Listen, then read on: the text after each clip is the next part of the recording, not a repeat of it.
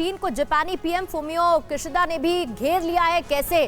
Chinese naval activity की हम निगरानी करेंगे, ये कहना है जापानी पीएम का। जापान अमेरिका मिलकर चीन पर नजर रखेंगे। तो देखिए, बयान अलग अलग लेकिन मायने एक, दोनों ही देशों के राष्ट्राध्यक्षों के, चाहे वो जो बाइडेन का हो या फिर फुमियो किशिदा के। ये बयान चीन को लेकर घेरेबंदी की शुरुआत इन बयानों के साथ हो चुकी है। दोनों देशों के बीच चर्चा होती है, राष्ट्राध्यक्षों के बीच जॉइंट स्टेटमेंट आता है और बाइडेन को अभी हमने सुना, उन्होंने धीरे से रूस का भी जिक्र कर दिया।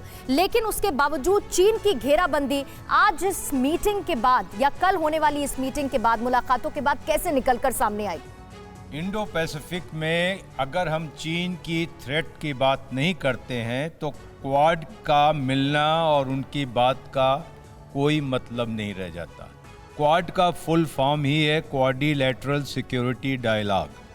अगर आप थ्रेट और सिक्योरिटी की बात नहीं करते हैं तो ये बेमानी है, क्योंकि चीनी प्रेस इसको एम्प्टी टॉक क्लब भी बोलता है।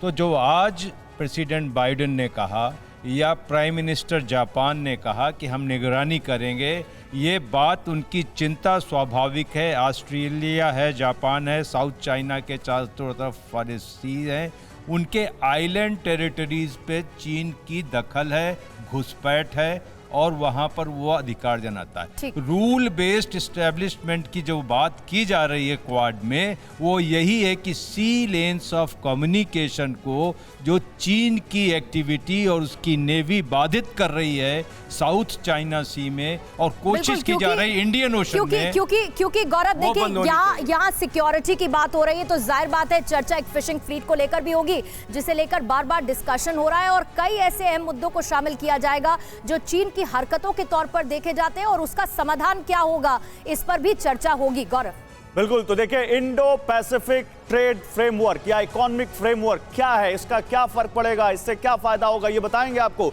लेकिन उससे पहले ये बड़ी खबर देखिए, आज Indo Pacific economic framework launch होगा। टोक्यो में अमेरिकी राष्ट्रपति जो बाइडेन ने इसकी घोषणा की है। यूएस, जापान और 11 अन्य देश मिलकर इसको लॉन्च करेंगे, इसमें शामिल होंगे और अमेरिका इसको लॉन्च करने जा रहा है। और जो बाइडेन ने ये कहा है कि देखिए, इस बीच जापान के पीएम फुमियो किशिदा का बड़ा बयान आया है।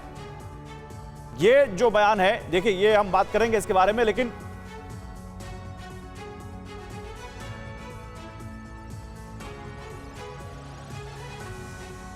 देखिए, हम आपको बताएं यहां पर इंडो पैसिफिक इकोनॉमिक फ्रेमवर्क क्या है, ये समझिए आप। इंडो पैसिफिक इकोनॉमिक फ्रेमवर्क, जहां चीन को काउंटर करने के लिए अमेरिका एक ऐसी इंडो पैसिफिक इकोनॉमिक फ्रेमवर्क ऐसा ढांचा बना रहा है जिससे वो सही तरीके से इस रीजन में ट्रेड को, खासकर जो इंडो पैसिफिक कंट्रीज हैं, उनको व्यापार करने के लिए सुरक्षित माहौल मिल सके, ये यहां पर आपको बताएं। देखिए, आप इसमें क्या कहा गया है, इसमें अभी जो जापान के पीएम के साथ बाइडेन की मीटिंग हुई है, उसमें उन्होंने ये कहा है कि जो टोक्यो में जो एशिया पैसिफिक, उन्होंने कहा कि new Asia Pacific trading network जो शुरू होने जा रहा है, उसमें इनिशियली 13 कंट्रीज को साइन करने जा रहे हैं, जिसमें इंडिया और जापान भी शामिल हैं।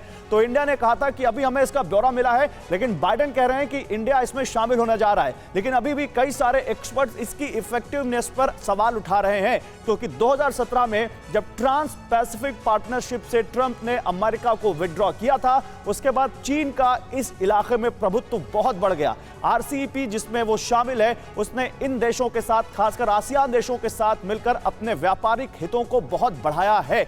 अब यह देखना है कि क्या यहां पर इस समझौते का असर होगा, क्योंकि Indo Pacific economic framework America की तरफ से आज लॉन्च किया जाना है। अभी जो बाइडेन कह रहे हैं कि इसमें इनिशियली 13 देश शामिल होने जा रहे हैं। उन्होंने कहा कि इसको लॉन्च करने का मकसद क्या है? इसको लॉन्च करने का मकसद है चीन की आक्रामक रणनीति का मुकाबला करने के लिए इंडो पैसिफिक में एक मजबूत आर्थिक नीति बनाना।